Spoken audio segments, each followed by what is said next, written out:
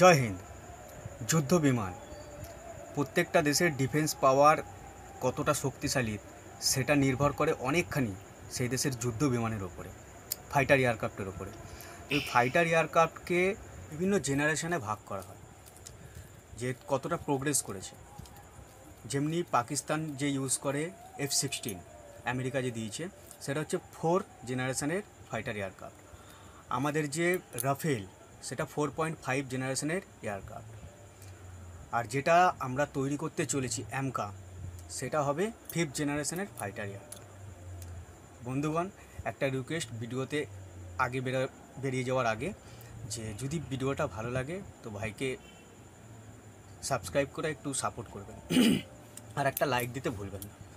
তো এই এয়ারক্রাফটের ব্যাপারে রেষারেষি সব দেশের মধ্যে চলে থাকে, আর আমেরিকা এমন একটা দেশ যেটা এই ব্যাপারে সব সময় এগিয়েছিল।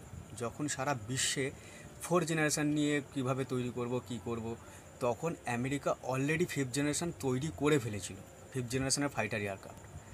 এমনি F-35, F-22 র্যাপ্টার আমেরিকা বহুত আগে তৈরি করে ফেলেছে। রাশিয়া অবশ্যই এই ব্যাপারে মানতে হবে যে আমেরিকার থেকে পিছনে, যদিও মিসাইলের ব্যাপারে রাশিয়া কিন্তু অনেকটাই এগিয়ে। কিন্তু এবার রাশিয়া যেটা করতে চলেছে সেটা যদি সফল হয় তাহলে সারা বিশ্বে তাক লেগে যাবে। হ্যাঁ, 6th জেনারেশনের ওপরে সব আধুনিক দেশেরাই কাজ করছে। আমেরিকা করছে FA-XX-এর ওপর, রাশিয়া করছে MiG-41-এর ওপরে। তো MiG-41 যে প্রজেক্টটা ছিল সেটা এই ইউক্রেন রাশিয়া যুদ্ধের জন্য না অনেকটা বস্তায় চলে গেছিলো।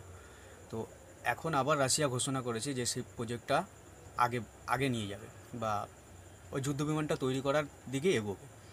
এই যুদ্ধ বিমানটার গুরুত্বটা এতটাই বেশি যে শুনলে আগে বুঝতে পারবেন। হাইপারসোনিক সিস্টেম আর লেজার ওয়েপেনটা ইউজ করা মানে বিশাল। এখন পর্যন্ত কোনো ফাইটার জেটে এটা ইউজ হয়নি। সাধারণত একটা ফাইটার জেট 7টা 8টা 9টা মিসাইল নিয়ে যায়, সেটা টার্গেটের ওপর হিট করার পর তাকে আবার ফিরে আসতে হয় মিসাইল লোড করার জন্য। কিন্তু লেজার ওয়েপেনটা যত খুশি মারো, এর কোনো গল্পই নেই, মারতেই থাকো। একমাত্র যখনই ইন্ধন শেষ হবে তখনই সে যুদ্ধবিমান নিচে আসবে। এতটাই ভয়ানক হতে চলেছে। আর এই যদি যুদ্ধবিমানটা রাশিয়া তৈরি করে ফেলে তাহলে নিশ্চিত রূপে আমেরিকার থেকে এই ব্যাপারে অনেক এগিয়ে যাবে। বাকি এই ব্যাপারে তোমরা কি মতামত রাখো অবশ্যই জানাবে।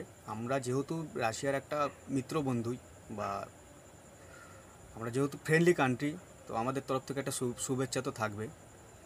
জয় হিন্দ।